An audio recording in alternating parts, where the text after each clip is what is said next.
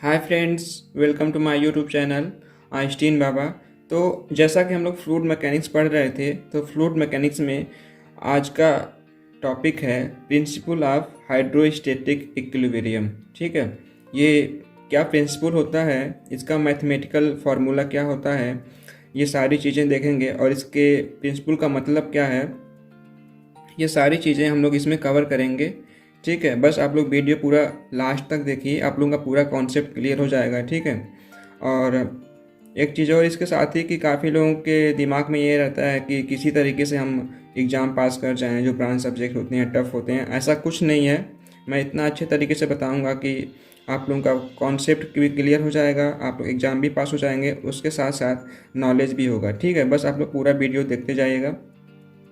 ठीक है, तो हम लोग शुरू करते हैं, देखते हैं ये प्रिंसिपल क्या कहता है। ठीक है, तो एक चीज़ और, ये नोट्स मैंने जो बनाया है इंग्लिश में बनाया है अपनी सहूलियत के लिए, लेकिन मैं इसको पूरा हिंदी में एक्सप्लेन करूँगा। तो जिसको जैसे मर्जी इंग्लिश में अगर लिखना होगा तो यही लिख सकते हैं, और जिनको हिंदी में लिखना होगा तो जो मैं बोल रहा हूँ उससे आप सुन के नोट्स बना सकते हैं। ठीक है, तो दोनों लोगों के लिए ईजी रहेगा। कुछ लोग सीबीएसई बोर्ड के भी होते हैं तो उनके लिए भी आसान रहेगा। ठीक है, तो चलिए शुरू करते हैं। तो ये प्रिंसिपल क्या कहता है, एक बार देखते हैं इसको इंग्लिश में क्या लिखा है। In a stationary mass of a single static fluid the pressure is constant in any cross section parallel to the earth surface but varies from height to height. ठीक है, ये तो हो गया इसका स्टेटमेंट। आप एग्जाम में लिखेंगे तो यही लिखेंगे, लेकिन ये स्टेटमेंट कह क्या रहा है, इसका मतलब क्या है, इसको हम लोग समझते हैं। ठीक है, तो सपोज करिए ये मैंने फिगर बनाया अलग पेज पे, ये कोई पाइप है। ठीक है, और इस पाइप में पूरा पानी भरा हुआ है, या पानी है, कोई भी लिक्विड मान लीजिए। ठीक है, और मैंने इसका दो क्रॉस सेक्शन लिया हुआ है ऐसे करके। ठीक है, मतलब इस पॉइंट पे जो उसका आप ऊपर से देखेंगे इस पे, तो ये चीज़ दिखेगा, मतलब वैसे दिखेगा तो ऊपर का, लेकिन सपोज करिए आप दिमाग में इसको लीजिए, एज्यूम करिए कि ये कोई पतली लेयर है उसकी।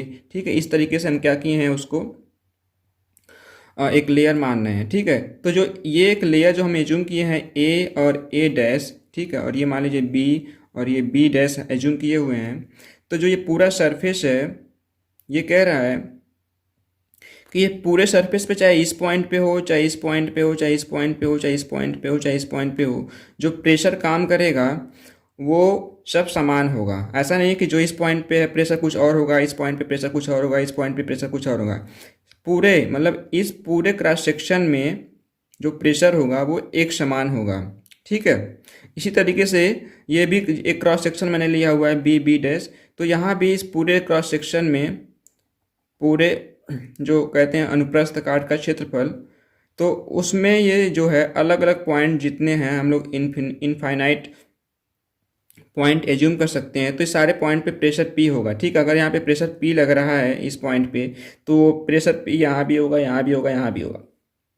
ठीक है, तो लेकिन जो इसका मान होता है वो हाइट के हिसाब से डिपेंड करता है। ठीक है, ये जो यहाँ पे बोला था varies from height to height, suppose करिए यहाँ से ये ग्राउंड लेवल है, तो ग्राउंड लेवल से ये H1 ऊंचाई पे है, H1। ठीक है, और ये जो है ये क्रॉस सेक्शन जो है ये ग्राउंड लेवल से H2 ऊंचाई पे है।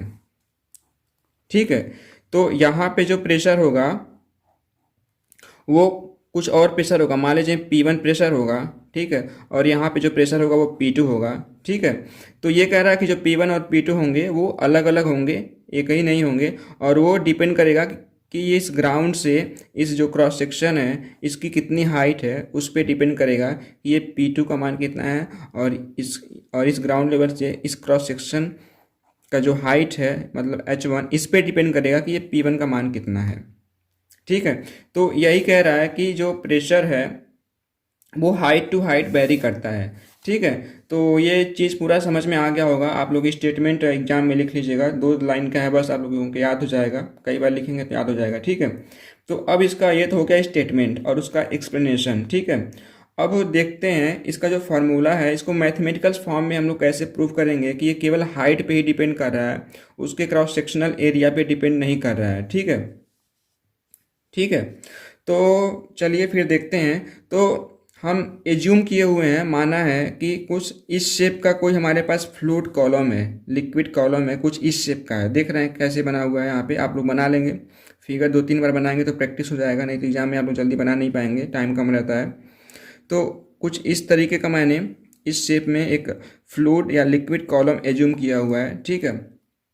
तो इसमें क्या है, जो जिस लिक्विड का कॉलम है उसकी मैंने डेंसिटी मान ली है रो है, और जो इसका सेक्शन एरिया है, ये देखिए यहाँ पे जो मैंने ये जो वो कर दिया है, घेर दिया यहाँ पे जो शेडेड पोर्शन है, जो इसको मैंने छायांकित कर दिया है, इसका जो क्रॉस सेक्शनल एरिया है वो ए है, ठीक है। तो इसका भी ये भी है, ये भी है, ये भी है, क्योंकि सब पैरेलल है, ठीक है। तो ये पूरे क्रॉस सेक्शनल इसका जो एरिया है ए है, जो जिस लिक्विड का एक लिक्विड कॉलम है उसका डेंसिटी रो है। और इसके साथ ही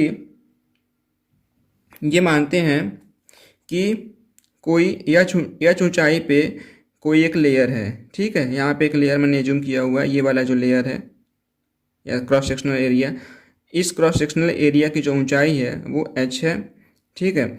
और जस्ट इसके ऊपर थोड़ा ये ज़्यादा बन गया, लेकिन आप ये समझिए कि जो dh है ये मान जस्ट एच ऊंचाई से थोड़ा सा ऊपर, dh ऊंचाई ऊपर एक और लेयर हमने या सरफेस या क्रॉस सेक्शनल एरिया एज्यूम किया हुआ है जिसकी हाइट इस पॉइंट से dh है, ठीक है। मतलब जो यहाँ से यहाँ तक है, इसका जो मोटाई है, थिकनेस है, वो dh है, ठीक है। dh जो कि बहुत ही सूक्ष्म है, बहुत ही छोटा है, ठीक है। और ये इसके साथ ही ये जूम करते हैं कि जो इस लेयर पे जो क्रॉस सेक्शनल पे जो प्रेशर लग रहा है वो P है, ठीक है। इस क्रॉस सेक्शन पे जो प्रेशर लग रहा है P है, और जो इस पे प्रेशर लग रहा है वो P प्लस डेल्टा P है, ठीक है। देखिए यहाँ पे हाइट बढ़ गया, यहाँ पे अलग अलग हाइट पे है, तो यहाँ पे प्रेशर क्या हो गया, P प्लस ये DP हो गया, ठीक है। और इसके साथ ही तो जो ये इतना पोर्शन का जो फ्लूइड होगा, जो यहाँ से इस हाइट का जो DH हाइट का जो है, यहाँ से इस हाइट का जो फ्लूइड होगा पूरा, उसका कुछ ना कुछ मास होगा, ठीक है। तो वो मान लिया मास हमने m है, ठीक है। तो उस मास पे ग्रेविटेशनल फोर्स या एक्सेलरेशन ड्यू टू ग्रेविटी वो काम करेगा। तो इसलिए जो यहाँ पे एक नीचे की तरफ फोर्स लगेगा उसको m इंटू जी करेंगे, ठीक है। यहाँ पे ये g क्या है, एक्सेलरेशन ड्यू टू ग्रेविटी, ठीक है। तो ये चीज़ें हो गई।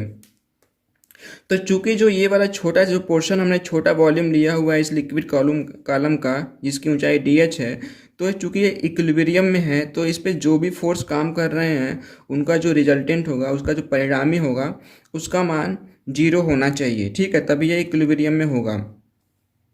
तो वही मैंने ये पूरा लिखा हुआ, जो मैंने बोला है वही सब लिखा हुआ है। तो यहाँ पे ये लिखा है the resultant force is 0 on this small volume. यही स्मॉल वॉल्यूम है जिसकी ऊंचाई क्या है, DH है, ठीक है, volume, since it's in equilibrium condition. और इस पे there are 3 forces acting on this small volume, ठीक है। इस स्मॉल वॉल्यूम पे 3 फोर्स काम कर रहे हैं। कौन, the force from pressure P acting on upward direction. जो ये प्रेशर P लग रहा है, तो प्रेशर है तो मतलब कोई ना कोई फोर्स होगा, तो इस प्रेशर के कारण जो फोर्स लग रहा है वो अपवर्ड डायरेक्शन में लग रहा है, ठीक है। तो ये मैंने एरो दिखाया अपवर्ड डायरेक्शन में, और इसको मान लिया मैंने F1, ठीक है। उसके बाद जो ये स्मॉल वॉल्यूम का जो फ्लूइड है, इसका मास तो होगा कुछ ना कुछ, तो वो जो फोर्स काम करेगा G के कारण, वो नीचे की तरफ काम करता है, ठीक है। तो वो मैंने मान लिया F2। उसके बाद जो तीसरा फोर्स है, the force from pressure P plus DP, माफ कीजिएगा, ये जो फोर्स काम कर रहा है इस वाले लेयर पे, ये P प्लस DP, तो इस प्रेशर के कारण जो फोर्स काम करेगा वो भी नीचे की तरफ काम करेगा, और उसको मान लिया है क्या, F3, ठीक है। और इसके साथ ही मैंने यहाँ पे लिख दिया कि at equilibrium condition F1 plus F2 plus F3 is equal to 0, क्योंकि ये जो स्मॉल वॉल्यूम का जो लिक्विड का पोर्शन है ये इक्विलिब्रियम कंडीशन में है, तो इस पर जो टोटल फोर्स का रिजल्टेंट है वो 0 होना चाहिए, ठीक है। तो F1 plus F2 plus F3 is equal to 0। अब F1 क्या है कि P प्रेशर के कारण लगने वाला बल, ठीक है। तो आप लोग जानते हैं प्रेशर बराबर होता है बल बट्टे क्षेत्रफल, F बट्टे A, ठीक है। तो यहाँ से मैंने लिख दिया है F1 की जगह पे P इंटू ए, ठीक है। ये देखिए यहाँ पे जो फोर्स लग रहा है ये P, सॉरी माफ़ कीजिएगा, ये प्रेशर P जो लग रहा है वो इस पूरे क्रॉस सेक्शनल एरिया पे लग रहा है, ठीक है। यहाँ पे P यहाँ पे भी लगेगा, यहाँ पे भी लगेगा, यहाँ पे लगेगा, ठीक है। तो इस प्रेशर P के कारण जो इस क्रॉस सेक्शन पे जो फोर्स काम करेगा वो F1 है, ठीक है। तो इसलिए F1 इक्वल टू क्या हो जाएगा, P और ये क्रॉस सेक्शनल एरिया, ठीक है। तो वही मैंने किया हुआ है P इंटू ए प्लस, ये तो चूंकि क्या था, ये ऊपर की तरफ काम कर रहा था तो ये यहाँ पे प्लस में है, ठीक है। उसी तरीके से यहाँ पे F2 बराबर क्या है, F2 जो है वो m इंटू जी वाला है, जो दूसरा फोर्स था ये वाला ग्रेविटेशनल फोर्स m इंटू जी। तो m इंटू जी से ही हमने लिखा हुआ है यहाँ पे, ये पूरा मैंने शॉर्ट में लिख दिया है सीधे सीधे। तो आप लोग m इंटू जी करेंगे तो ये हो गया मास, तो m इंटू जी, जी तो किनारे कर लीजिए, m बराबर क्या हो गया, वॉल्यूम इंटू डेंसिटी, ठीक है। तो अब इसमें दोनों पक्ष में g से गुणा कर देंगे तो आ जाएगा आपका, ये आ जाएगा F2 बराबर, यहाँ पे देखिए वॉल्यूम यहाँ से निकाल लेंगे, ये हाइट है, DH हाइट हो गया, और क्रॉस सेक्शनल एरिया इसका कितना A है, तो एरिया गुणे हाइट ये वॉल्यूम हो जाएगा। मतलब जो छोटा वाला वॉल्यूम, छोटा ये पीस है जो वॉल्यूम है, ठीक है। तो जो छोटा पीस है इसका वॉल्यूम कैसे निकालेंगे हम लोग, ये क्रॉस सेक्शनल एरिया और कितनी हाइट तक का है, ये DH हाइट का हमको निकालना है, तो A इंटू DH कर देंगे तो ये वॉल्यूम हो गया, A इंटू DH, ये तो वॉल्यूम हो गया, ठीक है। और वॉल्यूम में हम डेंसिटी से गुणा कर देंगे तो वो मास बन जाता है, तो इतना तो हमारा मास हो गया ये, ठीक है। और मास में अब जी से गुणा कर देंगे तो फोर्स में कन्वर्ट हो जाएगा, कितना फोर्स उसको अर्थ अपने तरफ खींच रही है, ठीक है। तो चूंकि ये वाला फोर्स मैंने ऊपर की तरफ है इसको प्लस में लिया है, तो जो इसके जो अपोजिट फोर्स होगा मतलब नीचे की तरफ उसको मैंने माइनस में लेना पड़ेगा हमको, ठीक है। इससे कोई प्रॉब्लम नहीं होगी, ठीक है। उसी प्रकार से अब तीसरा है F3 क्या था, जो ये P प्लस डी पी जो प्रेशर था इसके कारण जो फोर्स लगेगा, तो यहाँ पे टोटल प्रेशर कितना है P प्लस डी पी, और किस क्रॉस सेक्शनल एरिया पे लग रहा है, A क्रॉस सेक्शनल एरिया पे लग रहा है। तो जो इसका फोर्स हो जाएगा वहाँ से यही से हो जाएगा P बराबर F बाई A, जो फार्मूला इसी से हम इसी के बेसिस पे हम लोग लिख लेंगे, P plus D P total pressure इतना है और इसमें क्रॉस सेक्शनल एरिया से गुणा कर देंगे तो ये फोर्स में बदल जाएगा। तो ये भी क्या है, माइनस में होगा, ये माइनस मैंने छोटा सा लगाया है यहाँ पे, ध्यान दीजिएगा ये माइनस चिन्ह है, ठीक है, क्योंकि ये भी नीचे की तरफ काम कर रहा है। अब इनका टोटल क्या हो गया, 0। अब इसको हम लोग सॉल्व करेंगे तो देखेंगे यहाँ पे जो पी ए है ये कैंसिल आउट हो जाएगा और हमको मिलेगा कितना, इतना मिलेगा, ठीक है। ये क्वांटिटी आएगी D P plus G rho D H is equal to 0, इसको मैंने समीकरण 1 मान लिया।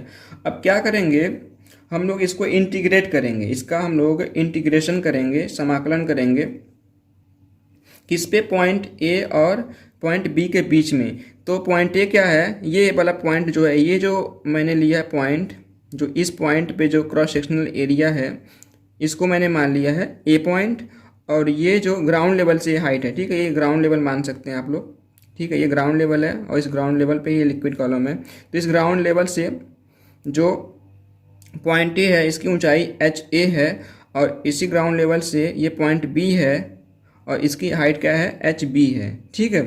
तो इन दोनों पॉइंट के बीच में हम इंटीग्रेशन करेंगे, तो इंटीग्रेशन करने पे क्या आएगा, आप लोग इंटीग्रेशन पढ़ चुके होंगे मैथ्स में, ठीक है, कैलकुलस में। तो ये आएगा यहाँ से dp। अब dp का यहाँ पे देखिए इंटीग्रेशन कर दिया है यहाँ पे, अब यहाँ पे p है, यहाँ पे वेरिएबल, यहाँ पे 1 है, तो 1 का जो इंटीग्रेशन होता है, जो वेरिएबल होता है वही हो जाता है। जैसे यहाँ पे p है तो यहाँ पे मैंने p लिख दिया, अगर यहाँ पे x होता तो मैं यहाँ पे x लिखता, अगर यहाँ पे dy होता तो मैं यहाँ पे y लिखता। तो जो यहाँ पे वेरिएबल्स होगा वही यहाँ पे आ जाता है, ठीक है, आप लोगों को अच्छी तरीके से मालूम होगा इसका, ठीक है। और यहाँ पे ये मैंने लिमिट लिख दिया। इसी तरीके से अब मैंने क्या किया, इसको मैंने पक्षांतर कर लिया है, दूसरे पक्ष में कर लिया है, तो यहाँ पे माइनस हो जाएगा। जो यहाँ पे कांस्टेंट है यहाँ पे देखिए, ये मैंने क्या किया, जी और रो, जी तो कांस्टेंट होता ही है और रो भी यहाँ पे कांस्टेंट मान लिया गया, क्योंकि ये हम लोग जो फार्मूला डिराइव कर रहे हैं वो इनकम्प्रेसिबल फ्लूइड के लिए डिराइव कर रहे हैं, ठीक है। कंप्रेसिबल फ्लूइड के लिए भी होता है लेकिन उसका हम लोग बाद में देखेंगे आगे, ठीक है। तो इसलिए यहाँ पे जो रो है उसको भी कांस्टेंट मान लिया गया है, तो केवल क्या वेरिएबल हो गया हमारा एच, ठीक है। तो यहाँ भी सब बाहर आ जाएगा, यहाँ भी 1 बचेगा, जी और रो बाहर आ गया और एच बचेगा। तो जैसे ये था ना वैसे इसका भी यहाँ पे जैसे एच है तो यहाँ भी एच हो गया। ठीक है, आप लोग इसको देख सकते हैं इंटीग्रेशन करके, बहुत ही आसान है। तो अब इसको सॉल्व करेंगे तो ये ऐसे आएगा यहाँ पे P A minus P B, ठीक है, minus G rho H A minus H B. ठीक है, अब देखते हैं आगे क्या है, इसको और अच्छे तरीके से कैसे लिख सकते हैं।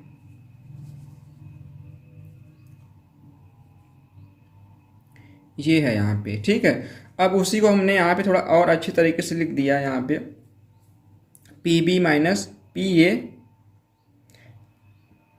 बटे rho is equal to G bracket में H A minus H B. ठीक है, या इसी को जो P B minus P A है इसको हम लोग डेल्टा पे लिख सकते हैं।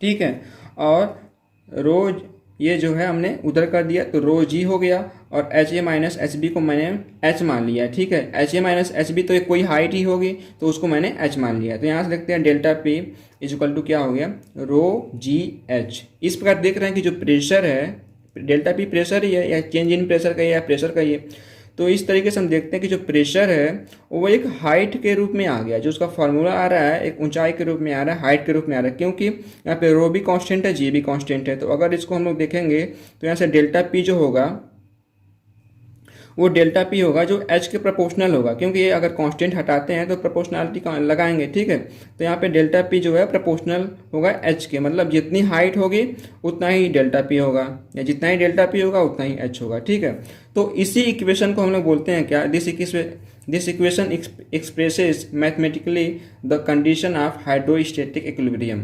तो यही हाइड्रोस्टैटिक इक्विलिब्रियम कंडीशन का फॉर्मूला है। तो अगर आप लोगों से एग्जाम में आता है तो ये फार्मूला यहाँ पे लिखना है। ठीक है, उसके बाद ये तो हो गया प्रिंसिपल ऑफ हाइड्रोस्टैटिक इक्विलिब्रियम। उम्मीद करता हूँ यहाँ तक आप लोग समझ गए होंगे। अगर किसी को कहीं कन्फ्यूजन होगा तो कमेंट बॉक्स में ज़रूर पूछेगा। ठीक है, अब इसके बाद आता है एग्जाम में छोटा सा क्वेश्चन पूछता है कभी कभी हेड क्या है, या इंटरव्यू में पूछ लेते हैं या प्रैक्टिकल में वाइवा होता है तो वहाँ पूछते हैं कि हेड क्या होता है। ठीक है, तो इसी फार्मूले के बेसिस पे हम लोग इसी आधार पे हम लोग इसको भी डिफाइन करेंगे। Equation P B minus P A बटे rho is equal to G H A minus H B shows the relationship between pressure and the height of the liquid column. ठीक है, जो ये फार्मूला है वो प्रेशर और height में एक रिलेशनशिप बता रहा है। ठीक है, तो इसलिए यहाँ पे हम लोग देखते हैं कि pressure is the commonly expressed as a head which is the height of the liquid column that exert that amount of pressure at its base। ठीक है, इसके कहने का मतलब ये है कि इसको एक बार पीछे हम लोग जाते हैं। यहाँ पे इसके कहने का मतलब ये है कि सपोज करिए जो ये बेस है इस बेस पे कितना प्रेशर लग रहा होगा। ठीक है, तो ये कह रहा है कि जो इस बेस पे प्रेशर लग रहा होगा, सपोज करिए यहाँ से ये कितनी हाइट है, ये यहाँ से h। ठीक है, सपोज करिए आप पूरा ही मान लीजिए, यहाँ पे हम लोग इसको देखते हैं। सपोज करिए इस हाइट तक पूरा यहाँ पे पानी भरा हुआ है, ये यहाँ तक ए पॉइंट तक पानी भरा हुआ है या फिर कोई भी लिक्विड भरा हुआ है, यहाँ तक पानी भरा हुआ है और ये कोई बॉक्स है या इस शेप का कोई हमारे पास बॉटल है, कुछ भी है आप मान सकते हैं। तो अगर कोई पूछे आपको कि इसके एकदम जो सतह है नीचे ग्राउंड वाला एकदम जिसका पेंदी है उस पर कितना फोर्स काम कर रहा है, तो इसकी हाइट कितनी है, इस पॉइंट से इसकी हाइट कितनी है, एच ए है। ठीक है, तो जो इस पॉइंट पे प्रेशर काम करेगा, इस पॉइंट पे मतलब इस पूरे क्रॉस सेक्शनल एरिया पे जो प्रेशर काम करेगा वो H1 हाइट के लिक्विड कॉलम के बराबर, और एक क्रॉस सेक्शनल एरिया का जो लिक्विड कॉलम होगा वो जो प्रेशर कितना डेवलप करेगा, वो अगर यहीं पे हम लोग क्या करें जो रो जी और यहीं पे एच ए कर दें, क्योंकि जो वहाँ पे लिक्विड कॉलम था उसकी हाइट कितनी थी एच ए, तो जो पी का मान आएगा यहाँ पे डेल्टा पी का या पी का ये बात बराबर ही है। ठीक है, तो जो पी का मान आएगा वो रो जी एच ए आएगा। ठीक है, तो मतलब जो इसकी पेंदी पे फोर्स काम करेगा, माफ कीजिएगा दाब जो लगेगा इस पेंदी पे वो क्या होगा, रो जी एच ए। ठीक है, तो वही चीज यहाँ पे बोला गया है। तो ऊपर from above equation we can write H is equal to dp बट्टे रो जी। ठीक है, मतलब कोई भी प्रेशर है अगर उसमें उस लिक्विड या फ्लूइड की डेंसिटी और जी से भाग दे दें तो वो कितना कॉलम बनाएगा उसकी हाइट निकल आएगी। H equal to D delta P rho G. ठीक है, और इसी को हम लोग यहाँ पे इसको लिख सकते हैं ऐसे करके कि delta P is proportional to H. ठीक है, जो हम लोग यहाँ पे डिस्कस किए थे पहले वही चीज़ यहाँ पे डेल्टा पी प्रपोर्शनल एच। तो यहाँ पे देख रहे हैं कि अगर कहीं एच है तो उसको हम लोग इस रूप में लिख सकते हैं, अगर कहीं इतना है तो उसको हम लोग इस रूप में लिख सकते हैं। तो जो ये टर्म्स आता है एच, इसी को हम लोग बोलते हैं हेड ऑफ लिक्विड। ठीक है, तो अगर कोई पूछता है तो आप लोग इसको ऐसे एक्सप्लेन कर सकते हैं, और अगर एग्जाम में आता है तो आप लोग यहाँ तक कम से कम लिखेंगे उसको। ठीक है, तो ये तो हो गया हेड ऑफ लिक्विड। इसके साथ ही एक चीज़ और आता है, आप लोग के सिलेबस में नहीं है लेकिन काफ़ी इंपॉर्टेंट है, इसके साथ ही इसी से संबंधित है इसलिए मैं बता दे रहा हूँ। थोड़ा सा आप लोग को और मेहनत करना पड़ेगा समझने के लिए इसको। है ये बैरोमेट्रिक इक्वेशन। बैरोमेट्रिक इक्वेशन क्या होता है, कभी कभी एग्जामिनर का दिमाग खराब होता है तो पूछ लेता है वो। ठीक है, तो ये है बैरोमेट्रिक इक्वेशन। बैरोमेट्रिक इक्वेशन क्या होता है, जो हम लोग पीछे फॉर्मूला देखे थे यहाँ पे जो आया था हमारा इक्वेशन नंबर 1, पूरा सब कुछ यही है। उसी में जो हमारा इक्वेशन नंबर 1 आया था इसको आप लोग देखेंगे, इसी इक्वेशन से हम लोग देखेंगे आगे क्या है ये बैरोमेट्रिक इक्वेशन। तो वही इक्वेशन मैंने यहाँ पे लिख दिया हुआ है। अब क्या है कि जो बैरोमेट्रिक इक्वेशन है इसमें जो वहाँ पे हम लोग रो माने थे, डेंसिटी की कांस्टेंट है डेंसिटी, क्योंकि इनकम्प्रेसिबल फ्लूइड था वहाँ पे एज्यूम किए थे।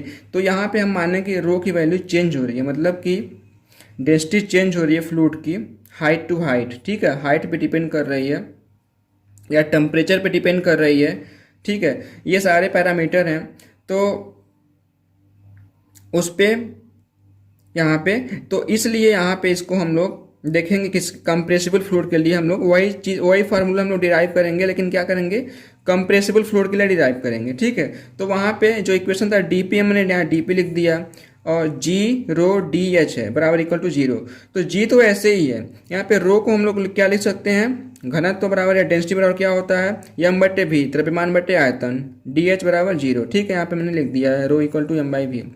अब यहाँ पे जो एम बाई वी है, एम बाई वी को क्या लिख सकते हैं पी एम बट्टे, यहाँ पे कैपिटल एम है ये और ये स्मॉल एम है, ये मास है और ये कैपिटल एम है, पी एम बट्टे आर टी।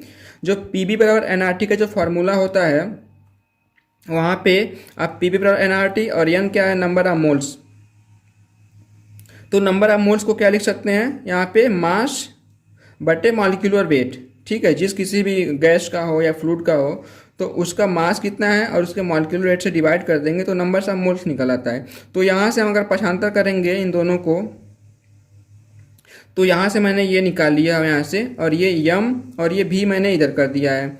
तो इसको आप पक्षांतर करेंगे तो आ जाएगा यम बट्टे भी का मान। तो वही यम बट्टे भी का मान आएगा पी यम बट्टे आर टी। तो यही मैंने पुट कर दिया यहाँ पे, और डी एस तो है पहले से ही इक्वल टू 0। अब यहाँ पे क्या किया मैंने, जो पी है ये इसी पी को मैंने इस डी पी के नीचे कर दिया है, और ये पूरा ये जी हो गया कैपिटल एम बटे R T D H is equal to 0। ठीक है, अब क्या करेंगे इस इक्वेशन को हम लोग इंटीग्रेट करेंगे, वही हाइट हम पॉइंट ए और पॉइंट बी के बीच में इंटीग्रेट करेंगे तो ये चीज़ आएगा। चूँकि यहाँ पे डी पी बट्टे पी है तो 1 बट्टे एक्स का इंटीग्रेशन कितना होता है लॉग एक्स। ठीक है, आप लोगों को याद होगा, आप लोग पढ़ चुके होंगे, बहुत अच्छी तरीके से जानते होंगे कि 1/x का जो इंटीग्रेशन होता है वो log x होता है। तो वहाँ से मैंने ये कर दिया, तो मैंने इसे थोड़ा सा यहाँ पे डायरेक्ट कर दिया, आप लोग सब सॉल्व कर लीजिएगा। तो ये सॉल्व करेंगे तो इतना आएगा। ठीक है, यहाँ पे मैंने इसको 75 कर लिया।